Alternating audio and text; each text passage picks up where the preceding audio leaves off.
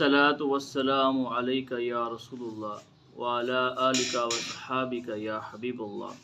बिस्मिल्लाहिर्रहमानिर्रहीम। अस्सलामु अलैकुम व रहमतुल्लाहि व बरकातुहू। तमाम मुअज़्ज़ज़ सामीन को खुश आमदीद कहता हूँ।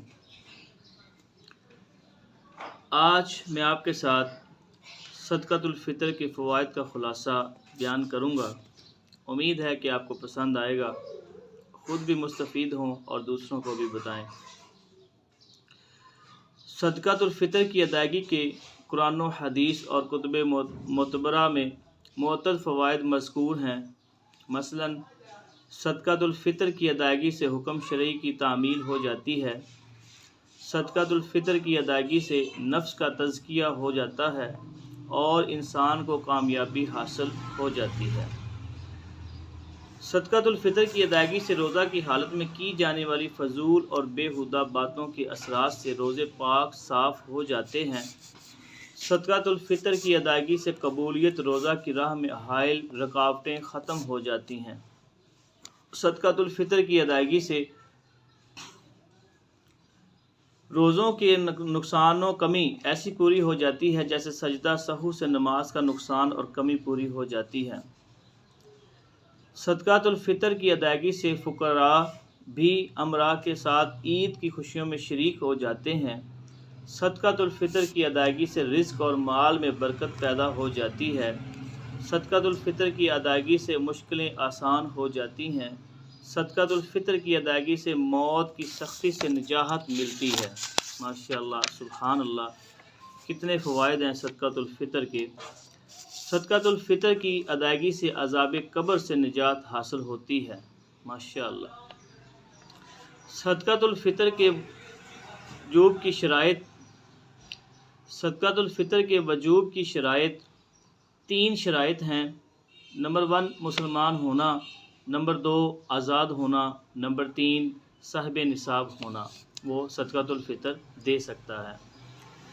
और याद रहे कि सदक़तुल फ़ितर के वजूब का निसाब भी वही है जो कुर्बानी के वजूब का निसाब है। चुनाचे जो मुसलमान इतना मालदार हो कि इस पर ज़कात फ़र्ज़ हो या फिर उस पर ज़कात तो फ़र्ज़ ना हो लेकिन उसकी मलकियत में ज़रूरी सामान से ज़ायद कम अज़ कम इतना मालो समा हो जिसकी मजमूई मालियत 52.5 तोला चांदी की कीमत के बराबर हो, तो ऐसे शख्स पर अपनी तरफ से और अपनी नाबालिग औलाद की तरफ से सदक़तुल फ़ितर अदा करना वाजिब है, ख्वाह वो शख्स मुकीम हो या मुसाफिर, और ख्वाह उस माल पर सारा साल गुज़रा हो या ना गुज़रा हो।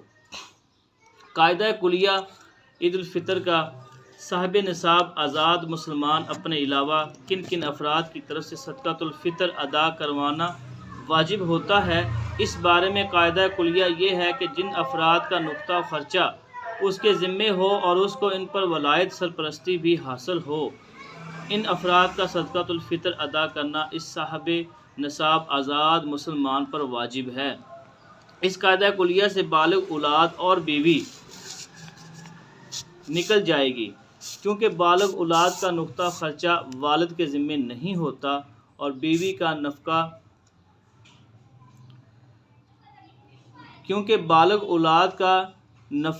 खर्चा वालिद के ज़िम्मे नहीं होता और बीवी का नफ़का खर्चा अगरचा मर्द के ज़िम्मे होता है मगर इसको बीवी पर वलायत हासिल नहीं होती।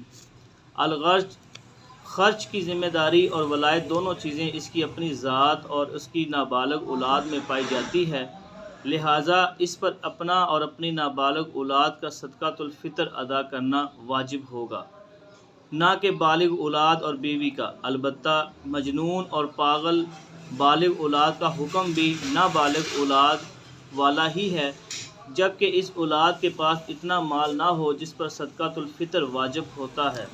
और अगर मर्द अपनी बालिग औलाद और बीवी की तरफ से सदक़तुल फ़ितर अदा कर दे तो अदा हो जाता है, बशर्ते कि बालिग औलाद इसके अयाल में हो, वरना बालिग औलाद और औरत की मलकियत में अगर इतना माल हो जिसकी कीमत 52.5 तोले चांदी के बराबर हो, तो इनमें से हर एक पर अपनी तरफ से सदक़तुल फ़ितर अदा करना वाजिब होगा।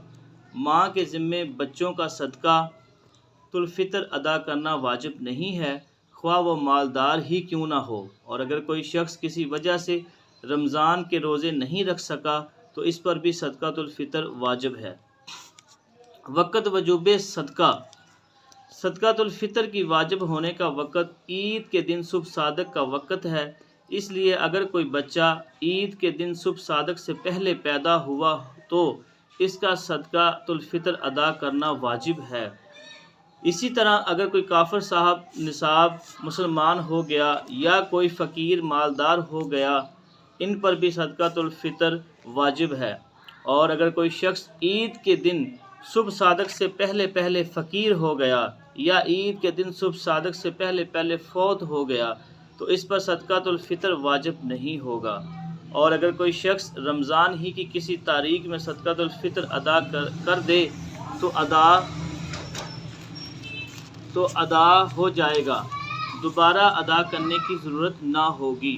البتہ عید کی نماز سے پہلے ادا کرنا افضل اور مستحب ہے، اور اگر کسی شخص نے عید کے دن بھی صدقۃ الفطر ادا نہیں کیا تو اسے بعد میں جلدی سے جلدی ادا کرنا ہوگا، کیونکہ صدقۃ الفطر بغیر ادائیگی کے معاف نہیں ہوتا، اور صدقۃ الفطر کی ادائیگی میں عید کے دن سے تاخیر کرنا مکروہ تنزیہی ہے۔ صدقۃ الفطر کی مصارف، صدقۃ الفطر اپنے اصول فروع کو اور زوجین میں سے ایک کا دوسرے کو دینا جائز نہیں، البتہ ان کے علاوہ سب رشتہ داروں کو اور حضرت علی، حضرت عباس، حضرت جعفر، حضرت عقیل، حضرت حارث بن عبد المطلب کی اولاد کے علاوہ دوسرے لوگوں کو دینا بھی جائز ہے، بشرطے کہ وہ مستحق زکوٰۃ ہوں، کیونکہ صدقۃ الفطر انہی لوگوں کو دینا جائز ہے جن لوگوں کو زکوٰۃ دینا جائز ہو۔ نوٹ فرما لیں، اصول سے مراد وہ حضرات ہیں جن سے وہ پیدا ہوا ہو، مثلا ماں، باپ، دادا، دادی، نانا، نانی، پردادا، پردادی، پرنانا، پرنانی وغیرہ، اور فروع سے مراد اولاد یا اولاد ہے، مثلا بیٹا، بیٹی، پوتا، پوتی، نواسا، نواسی وغیرہ، جبکہ زوجین سے مراد خاوند اور بیوی ہیں۔ ان میں سے کسی بھی فرد کو صدقۃ الفطر دینا جائز نہیں۔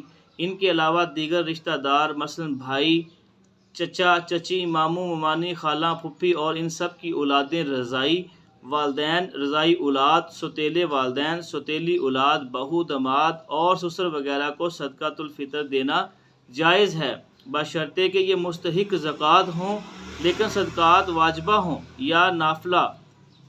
ان کے اولین مستحق اور بہترین مصرف مدارس عربیہ کے مہمان رسول طلباء کرام ہیں، جہاں صدقات ادا کرنے والوں کو 2 گنا اجر ثواب ملتا ہے، ایک تو صدقات کی ادائیگی کا اور دوسرا اشاعت اسلام و تبلیغ دین میں معاونت کا۔ صدقہ واجب کی مقدار کیا ہونی چاہیے؟ صدقہ واجب کی مقدار صدقہ فطر میں اگر گیہوں یا گیہوں کا آٹا ستو دیا جائے تو نصف سا یعنی پونے 2 سیر، بلکہ احتیاطاً 2 سیر دے دینا چاہیے، اور اگر گیہوں اور جوں کے علاوہ کوئی اور غلہ دینا چاہے جیسے چنا، چاول، تو اتنا دے کہ اس کی قیمت نصف سا گندم یا 1 سا جو کے برابر ہو جائے، اور اگر غلہ کی بجائے اس کی قیمت دی جائے تو سب سے افضل ہے۔ ماشاءاللہ، سبحان اللہ۔ تو یہ تھی صدقۃ الفطر کے حوالے سے آگاہی جو آپ کو دینا مجھے اچھا لگا۔ دعا ہے کہ اللہ تعالی ہم سب کو اس پر عمل کرنے کی توفیق عطا فرمائے۔ آمین ثم آمین۔ جزاکم اللہ۔